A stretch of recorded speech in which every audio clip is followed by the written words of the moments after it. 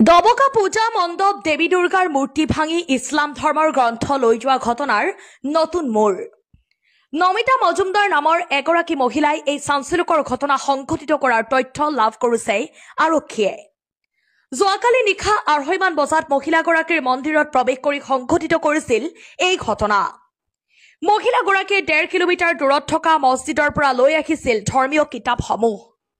সামগ্ৰীসমূহ মন্দিৰত থোৱা দৃশ্যবন্দী হৈছে মন্দিৰৰ চিচিটিভিত। ঘটনা সংঘটিত কৰিছে বুলি মহিলাগৰাকীৰ মাতৃয়েও স্বীকাৰ কৰিছে কেমেৰাৰ সন্মুখত। ঘটনা সংঘটিত কৰা মহিলাগৰাকী মানসিকভাৱে সক্ষম বুলি দাবী কৰিছে একাংশ লোকে। নিজৰ মছজিদৰ সামগ্ৰীৰ নিৰাপত্তা দিব নোৱাৰাৰ বাবেই মছজিদৰ ইমাম মামদুদ আহমেদকো গ্ৰেপ্তাৰ। শুকুৰবাৰে 3খন বাহনেৰে মূৰ্তি আনোতেই ৰাস্তাত ট্ৰেফিক জাম হোৱাত আমানুদ্দিন নামৰ যুৱকজনৰ সৈতে মন্দিৰ পৰিচালনা সমিতিৰ একাংশ লোকৰ